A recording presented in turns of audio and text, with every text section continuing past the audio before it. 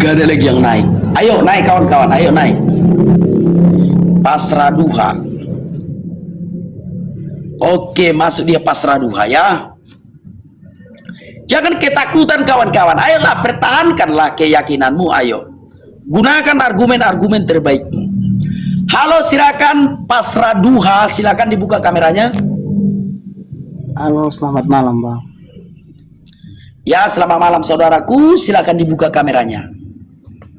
Enggak, mau bertanya aja ya Bang. Boleh, ibaratnya mau belajar ini Bang. Oh, kalau gitu dibawa aja ya, mendengarkan ya saudaraku ya. Boleh Bang, boleh Bang. Oke ya saudaraku. Oke, Boleh gitulah belajar peraturan. Iya. Begitulah peraturan dari donatur kawan-kawan. Yang naik ke atas katanya harus buka kamera. Kalau itu bisalah diatur donatur ya, yang mengirimkan mawar-mawar itu yang mengatur itu ya. Paham ya kawan-kawan ya. Tapi kalau untuk berbicara Alkitab jangan kalian atur aku. Paham ya kawan-kawan ya. Jadi donatur boleh mengatur cara berpakaian. Donatur boleh mengatur pakai kacamatanya Nabata, aku pakai. Anabata kalau naik ke atas harus buka kamera, boleh kalian atur aku. Tapi kalau berbicara Alkitab jangan, aku nggak mau. Itu ya. Ayo, mana pengkultus Tritunggal tadi mana? Ayo. Biar kita kita buat satu pertunjukan dulu ya.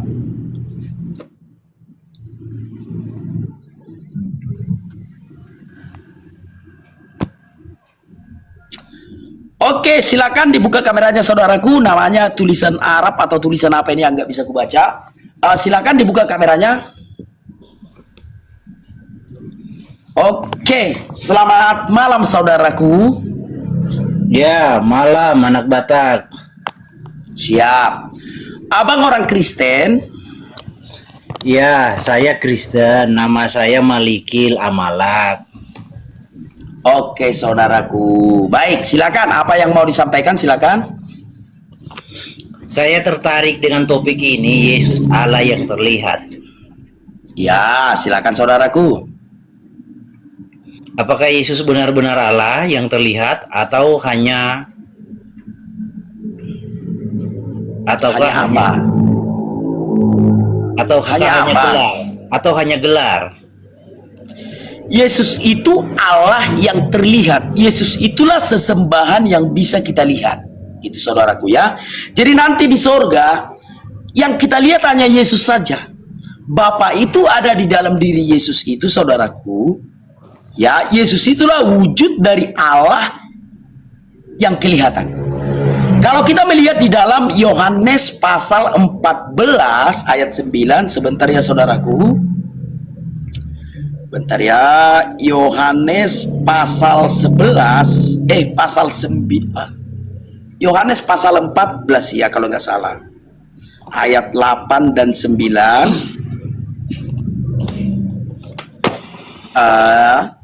Biar kutunjukkan ya.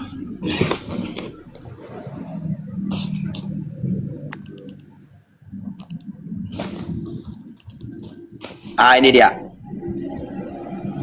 Kita lihat kawan-kawan. Kita putar kamera dulu saudara-saudaraku ya. Kata Filipus kepadanya, Tuhan, tunjukkanlah Bapa itu kepada kami, itu sudah cukup bagi kami. Kata Yesus kepadanya, telah sekian lama aku bersama-sama kamu Filipus, namun engkau tidak mengenal aku. Barang siapa telah melihat aku, ia telah melihat Bapa. Bagaimana engkau berkata tunjukkanlah Bapa itu kepada kami? Tidak percayakah engkau bahwa aku di dalam Bapa dan Bapa di dalam aku? Nah, jadi saudara-saudaraku, ketika Filipus berkata kepada Yesus, tunjukkanlah Bapa itu kepada kami, itu sudah cukup. Apa yang dikatakan Yesus? Barang siapa melihat aku, ia telah melihat Bapa. Yang artinya adalah Yesus itulah wujud dari Allah itu. Itu yang pertama. Yang kedua, Yohanes 1 ayat 18. Ya. Ini aku bacakan kepada kawan-kawan lagi. Tidak seorang pun yang pernah melihat Allah, tetapi anak tunggal Allah yang ada di pangkuan Bapa, dialah yang menyatakannya. Jadi saudara-saudaraku, tak ada yang pernah melihat Allah. Anak tunggal Allah yang di pangkuan Bapa, dialah yang menyatakannya. Jadi Yesus itulah sebagai anak tunggal Allah yang menyatakan keberadaan Allah itu di dunia. Paham ya kawan-kawannya? Berikutnya, sebentar.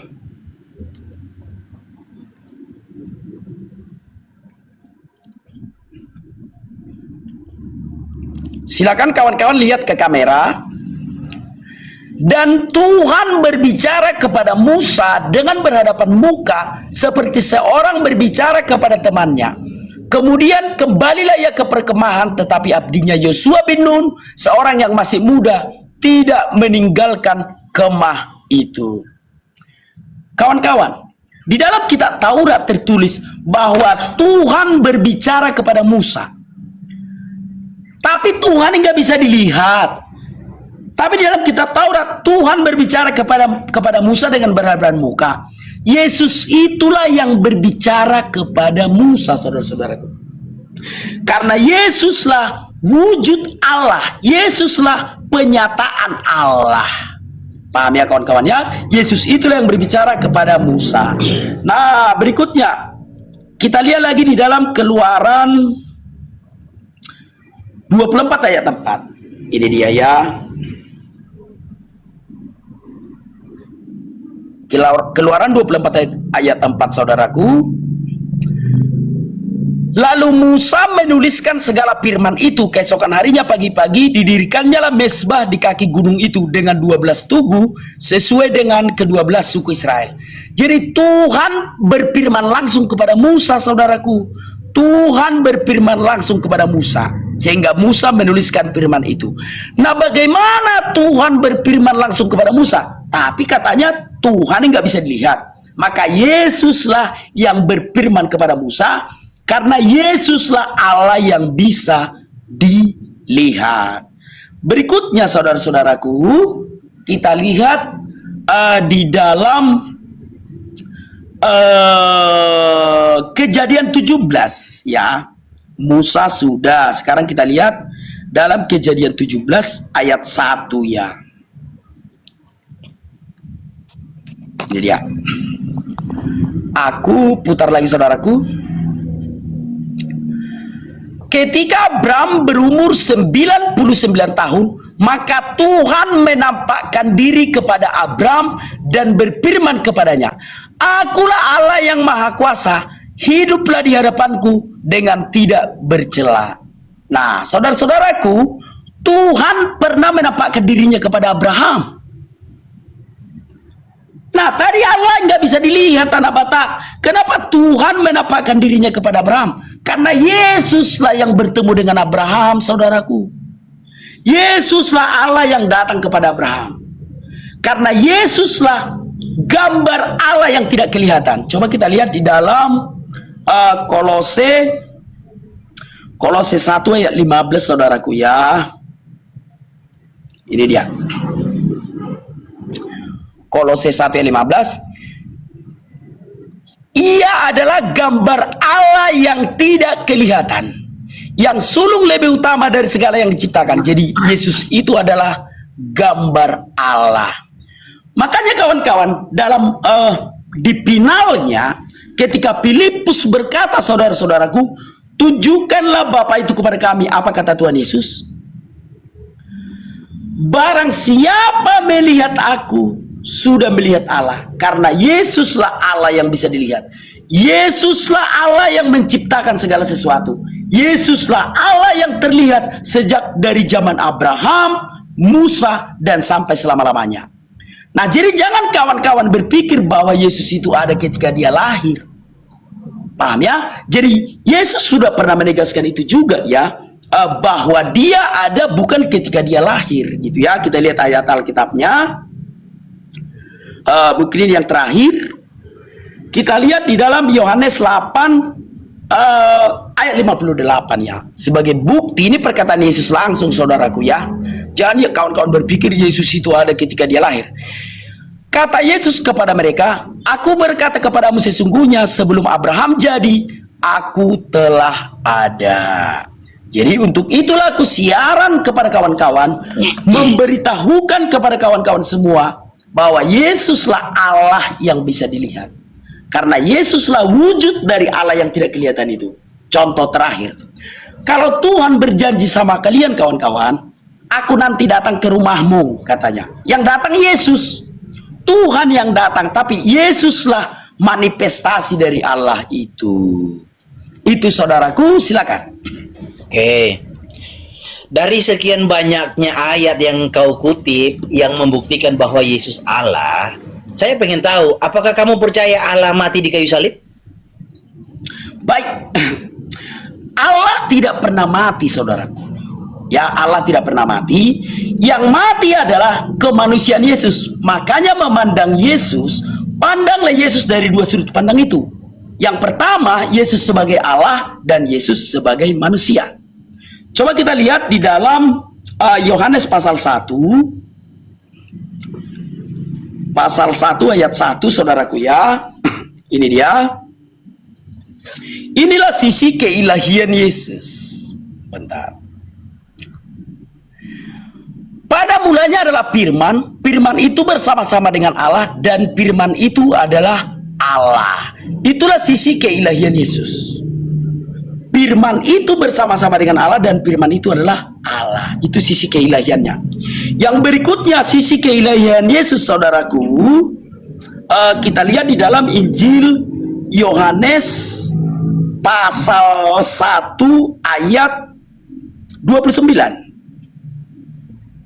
Ya, inilah sisi keilahian Yesus. Nah, baik. Pada keesokan harinya, Yohanes melihat Yesus datang kepadanya dan berkata, lihat anak domba Allah yang menghapus dosa dunia. Nah, kalau Yesus manusia sama seperti kita saudaraku, bagaimana mungkin Yesus bisa menghapus dosa? Sebab hanya Allah lah yang bisa menghapus dosa. Itulah sisi keilahian Yesus. Dan masih banyak lagi. Nah, sekarang kita berbicara tentang kematiannya. Siapakah yang mati itu? Apakah yang mati adalah sisi keilahian Yesus? Tidak. Yesus itu disalib, yang mati itu adalah sisi kemanusiaannya. Di mana itu tertulis? Kita lihat dalam Yohanes pasal 14 ya. Yohanes pasal 1 ayat 14. Saya tunjukkan kepada kawan-kawan ya. Putar kameranya lagi. Yohanes 1 pasal 14. Firman itu telah menjadi manusia dan diam di antara kita. Dan kita telah melihat kemuliaannya, yaitu kemuliaan yang diberikan kepadanya sebagai anak tunggal Bapa, penuh kasih karunia dan kebenaran. Jadi ketika firman itu menjadi manusia saudaraku, ia jadi manusia. Makanya Yesus ketika menjadi manusia, dia bisa makan, dia tidur, dia berdoa. Nah, kalau sisi keilahiannya yang dia bikin makan, Tuhan kok makan gitu. Nah, jadi sekarang kembali ke pertanyaan, apakah Tuhan mati di kayu salib? Tentu saja tidak. Kemanusiaan Yesuslah yang mati. Di mana dia tertulis? Kita lihat sebentar ya. Sebentar.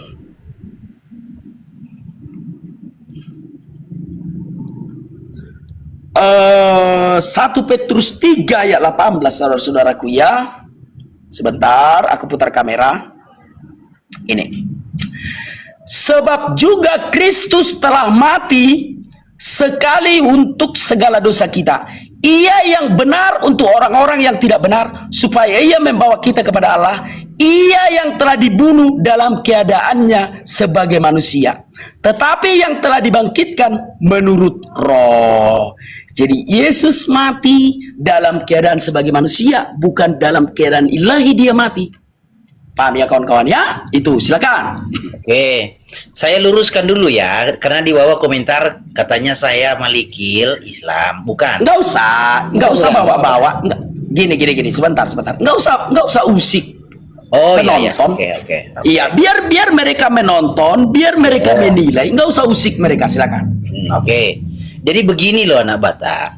Lalu dari tadi Anda banyak mengutip ayat Alkitab membuktikan Yesus itu Allah. Yesus yang adalah Allah yang Anda buktikan itu sisi yang mana? Yang apanya yang adalah Allah dari tadi Anda buktikan? Kan gini. Baik.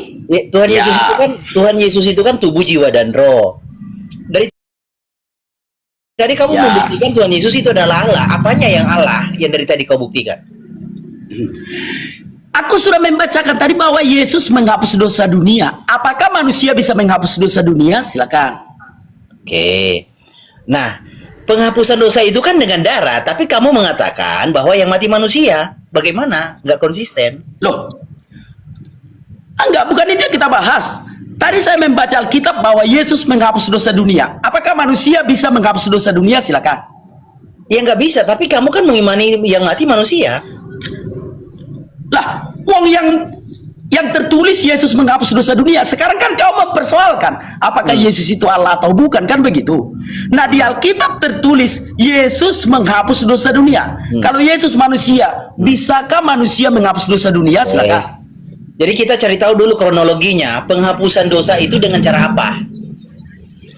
Terlepas dengan cara apa? Terlepas dengan cara apa? Artinya tertulis di Alkitab Yesus menghapus dosa dunia. Mau dengan cara apa dia menghapus, itu urusannya. Bisakah manusia menghapus dosa? Silakan. Iya, nggak bisa karena hanya Allah yang bisa menghapus. Tapi problemnya, sebentar. Sebentar. Tapi kamu kan tidak percaya Allah mati. Jadi penghapusan dosa itu dengan cara betul, gantianlah. Penghapusan dosa itu kan dengan cara darahnya tercurah. Tapi kamu tidak percaya bahwa Allah mati. Lalu kamu enggak, kita tidak aduh. Kita tidak berbicara tentang sebentar. Enggak, kau kemana-mana. Tadi kau mengatakan Yesus itu bukan Allah, kan benar gitu saudaraku? Oh, no. Saya nggak pernah berkata begitu. Anda yang bernarasi demikian. Karena Yesus itu Allah dalam hal situasional, kondisional. Pada saat dia mati dia bukan Allah. Pada saat dia menghapus dosa dia Allah. Nah, ini tidak konsistennya kamu di situ. Bukan tidak konsisten. Sudah sebentar. Kenapa tidak konsisten? Saya sudah mengatakan tadi kedwinaturalan Yesus. Yohanes pasal 1 ayat 1 Yesus sebagai Allah, Yohanes 1 ayat 14 Yesus sebagai manusia. Jadi kalau Yesus makan, bukan sisi keilahiannya yang makan, tapi sisi kemanusiaannya. Paham ya kawan-kawan ya? Semoga kawan-kawan paham dong. Nah, sekarang kau harus tegaskan, yang bisa menghapus dosa siapa? Allah. Oke. Sekarang lihat ke kamera. Dari tadi saya lihat kamera. Ya. Pada keesokan harinya, Yohanes melihat Yesus datang kepadanya dan ia berkata, "Lihat anak domba Allah yang menghapus dosa dunia." Nah, Yesus menghapus dosa. Apakah kau menyangkal bahwa Yesus bisa menghapus dosa? Saya tidak menyangkal. Yesus yang adalah Allah sejati, yang mati di atas kayu salib, dia adalah sang pencipta itu. Tapi masalahnya, problemnya kamu tidak benar. Iya. Adalah cakapnya. Artinya apakah kau percaya? Apakah kau percaya bahwa Yesus itu adalah Allah? Iya, saya percaya. Tapi problemnya di kamu, bukan Ya di sudah, saya. apa? Bentar. Tidak ada problem. Tidak ada yang kita persoalkan, saudara. Gini. Gantianlah bicaranya. Problemnya di kamu. Ya, silakan. Ya, gini. Problemnya di kamu karena kamu mengimani Yesus situasional dan kondisional. Oke, pada saat mati Yesus bukan Allah, dia manusia. Pada saat dia menghapus dosa, dia Allah. Itu situasional, kondisional. Nggak ada begitu. Alkitab tidak mengajarkan begitu. Oke, baik. Sekarang aku tunjukkan. Sebentar. Aku tunjukkan nih. Jangan diturunkan ya. Aku tidak. Enggak. Ini, sebentar ya. Bukan situasional aku yang karang-karang gitu ya saudaraku ya. Itu berdasarkan Alkitab ya saudaraku ya. Lihat nih. Sebab juga Kristus telah mati sekali untuk segala dosa kita. Ia yang benar untuk orang-orang yang tidak benar, supaya ia membawa kita kepada Allah. Ia yang telah dibunuh dalam keadaan sebagai manusia, saudaraku. Itu yang tertulis. Nah, apa mau kita bilang? Itu yang tertulis. Bahwa Yesus mati dalam keadaan sebagai manusia. Apa masalahmu? Silakan. Jadi pengampunan dosa kan dengan kematiannya. kamu bertanya Ya. kepada saya, bisa nggak manusia mengampuni dosa? Nggak bisa. Tapi di satu sisi kamu percaya manusia mati. Itu loh yang nggak konsistennya kamu. Kalau kamu tidak percaya manusia, bentar dulu gantian. Kalau kamu tidak percaya manusia bisa menghapus dosa, ya kamu nggak boleh berkata bukan Allah yang mati adalah kemanusiaannya. Karena terjemahan yang kau baca itu bukan manusia. Dia mati dalam keadaan daging. Itu loh. Aduh. Sudah aku bilang saudaraku, aku hanya yang tertulis saja saudaraku. Kalau kau mengatakan aku salah, ya salahkan aja yang tertulis gitu loh saudaraku. Aku membaca yang tertulis. Jawab. Loh, aku kan membaca yang tertulis. Ia yang dibunuh dalam keadaan sebagai Maksud saya Anda harus punya kontrol diri, tidak boleh bertindak seperti sapi karena tertulis begini kecuali itu original teks. Kalau original teks berkata demikian, boleh kamu berkata begitu. Nah, itu yang tertulis di dalam Alkitab. Itulah yang kuajarkan saudaraku. Kalau kau berarti kau mau mengatakan sebentar. Berarti kau mau mengatakan Alkitab ini salah gitu. Terjemahannya yang salah bukan Alkitabnya. Oke, masuk ke goa. Yang menjadi bahan objektivitas kita adalah Alkitab. Wong Alkitabnya kau bilang salah, ya sudah. Untuk apa lagi kita lanjutkan? Kawan-kawan? Yang menjadi objek kita berdebat adalah Alkitab. Nah, Alkitabnya kau bilang salah, apalagi yang perlu kita bahas? Ya, kalau mau berdebat, berdebatlah. Jangan salah-salahkan Alkitab, karena Alkitab inilah yang kita jadikan rujukan. Paham ya? Ngerti nggak kau esensi dalam berdialog itu? Paham nggak? Kayak mana aku bilang ya? Contoh, debat di dalam kenegaraan. Orang-orang berdebat memperdebatkan undang-undang. Jangan undang-undangnya kau bilang salah. Tunjukkan argumenmu berdasarkan rujukan undang-undang itu. Silakan sampaikan argumen-argumen terbaikmu, saudaraku. Jangan salahkan undang-undang, karena undang-undang itulah sebagai rujukan kita. Demikian juga dengan perdebatan kita barusan. Untuk apa kita lanjut lagi? Alkitab yang menjadi rujukan kita, kau bilang salah. Ya sudahlah, untuk apa lagi kulawan kau? Tapi kalau kau mau berdebat dengan aku dengan Alkitab ini, ayo kita lanjut. Tapi kalau kau sudah menyalahkan Alkitab, silakan go. Paham nggak kawan-kawan? Yang kita jadikan rujukan kan Alkitab, saudaraku. Coba kita lihat ini. Nah, 1 Petrus 3:18 ini yang kita jadikan rujukan Alkitab. Nah, di Alkitab tertulis ia yang telah dibunuh dalam keadaannya sebagai manusia. Artinya tertulis dengan jelas bahwa Yesus itu mati dalam keadaan sebagai manusia. Nah, lalu kau bilang Alkitabmu itu salah. Apalagi yang perlu kita lanjut?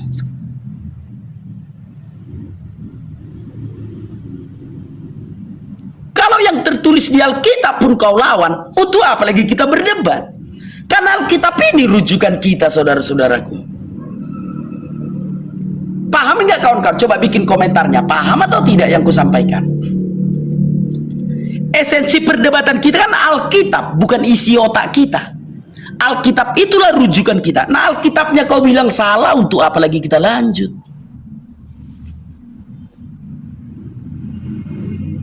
Iya, sekalipun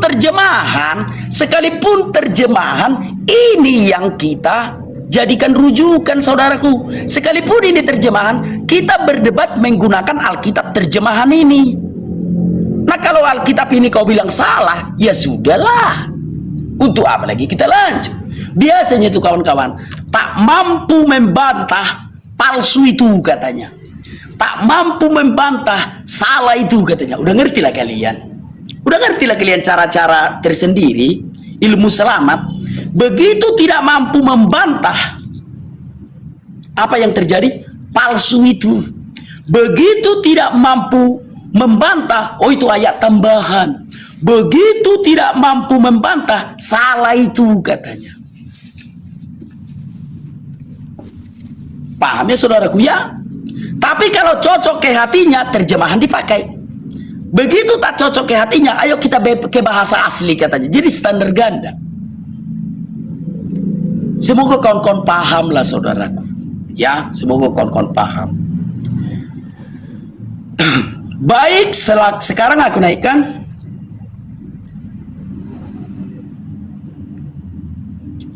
Sudahlah, udah semua itu kubal balik kawan-kawan. Udah semua itu kubal balik. Kalau mau berdebat, jangan katakan Alkitab itu salah, sebab itu yang menjadi rujukan kita gitu ya. Baik, ada Hiwal Rasul, silakan buka kameranya saudaraku. Saya tidak bisa buka bang kamera ya, belum bisa ya. Oh, kalau gitu dibawa aja dulu saudaraku. Siapa? Ya, ya, saya siap. ingin kasih pernyataan satu kalimat saja boleh? Kebetulan karena abang nggak bisa buka kamera, nanti aja lah ya, tunggu bisa buka ya, saudaraku ya. Kayak mana lah donatur ininya nanti ya, itu ya kawan-kawan ya. Donatur yang mengirim mawar-mawar itu marah nanti, karena mereka yang mengatur aku tata cara siaran. Tapi berbicara Alkitab mereka nggak boleh atur aku gitu. Paham ya? Jadi harus konsisten kita kawan-kawan ya. Udah game over tadi itu, udah KO dia itu. Begitu tidak bisa membantah, Alkitabmu itu salah katanya. Terjemahannya salah katanya. Jadi udah nggak usah kita bahas lagi itu. Kita naikkan aja yang lain.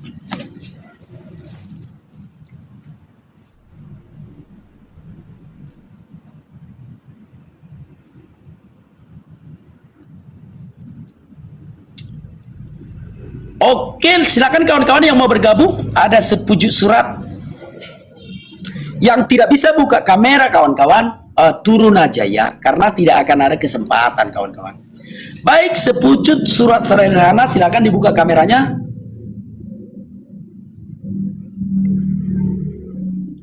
Bagus pakai kacamata lah. Oke, kalianlah mengatur aku kalau untuk gaya-gaya. Silakan, sepujuk surat silakan.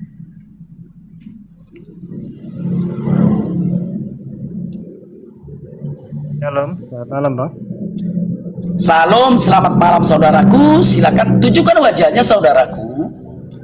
Oke, apakah orang Kristen? Orang Kristen. Oke, silakan. Apa yang mau disampaikan? Saya ingin bertanya tentang ada Ya. yang kita dengar tentang yang dipersatukan dengan Allah, dengan dipersatukan dengan iblis tentang pernikahan. Apa yang saya Baik. kurang dengar kemarin, apakah orang yang dinikahkan karena hamil di luar nikah itu dikatakan dipersatukan dengan iblis atau seperti apa?